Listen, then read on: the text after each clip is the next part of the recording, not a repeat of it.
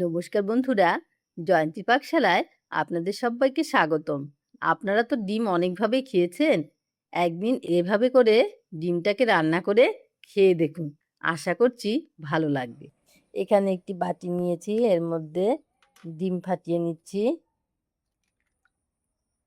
এখানে আমি 3টি ডিম ফাটিয়ে নেব।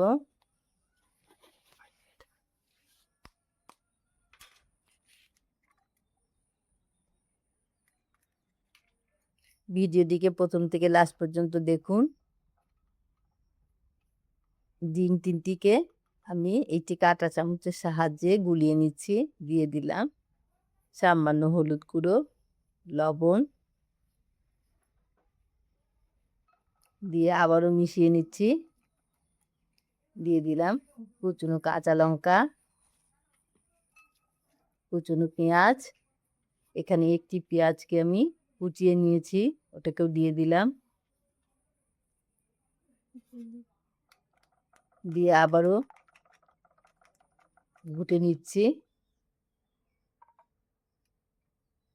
এখন এর মধ্যে তেল মাখিয়ে নিয়ে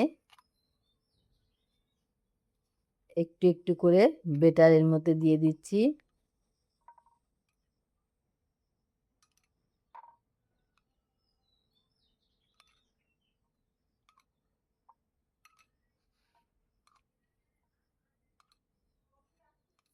সবগুলো তো দেওয়া হয়ে গেছে।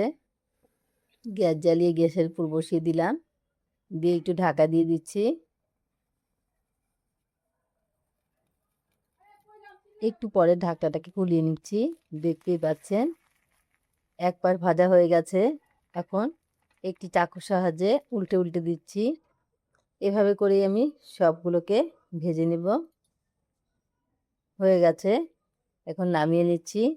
একটি কড়াই বসিয়েছি, দিয়ে দিলাম 4 চামচ সর্ষের তেল।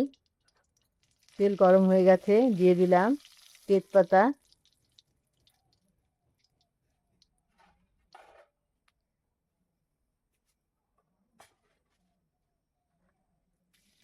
গোটা জিরে। ফোড়ন ভাজা হয়ে গেছে, এখানে দিয়ে দিলাম কেটে রাখা পেঁয়াজ। পেঁয়াজটাকে একটু লাল লাল করে ভেজে নেব।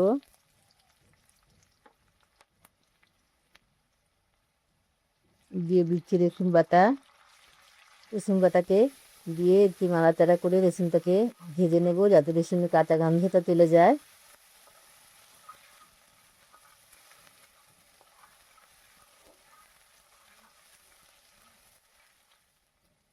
রসুন ভাজা হয়ে গেছে, এখানে হাফ চামচ জিরে আর কয়েকটি কিশমিশ লঙ্কাকে একসঙ্গে বেটে নিয়েছি। ঝালটা আপনারা আপনি যে পছন্দ মতো দেবেন। দিয়ে একদম পেঁয়াজ বাটা, এখানে কি কোটা পেঁয়াজকে বেটে নিয়েছি। একটু জল দিয়ে দিলাম, দিয়ে ভালো করে নেড়ে চেড়ে নিচ্ছি। মশলাটাকে যত কষাবেন রান্নার টেস্টটা তত আসবে। আর আমার চ্যানেলে নতুন বন্ধু হলে চ্যানেলটিকে সাবস্ক্রাইব করার অনুরোধ রইল। পাশে থাকা বেল আইকনে ক্লিক করে দেবেন, অনেক অনেক শেয়ার করবেন। আমি এখানে হলুদ গুঁড়ো দিয়ে দিলাম হাফ চামচ, হাফ চামচ দিয়ে দিলাম লবণ, দিয়ে আবারও নেড়ে চেড়ে নিচ্ছি।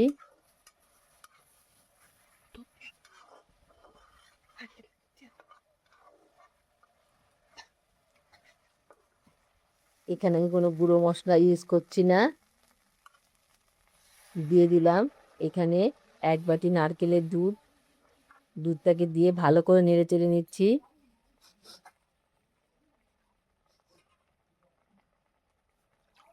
এক বাটি দিয়ে দিলাম জল।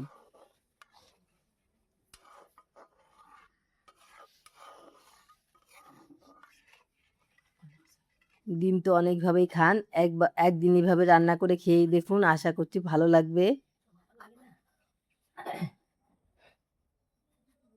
এখন ঝোল ফুটে উঠেছে, ডিমের বড়াগুলিকে ছেড়ে দিচ্ছি একটি একটি করে।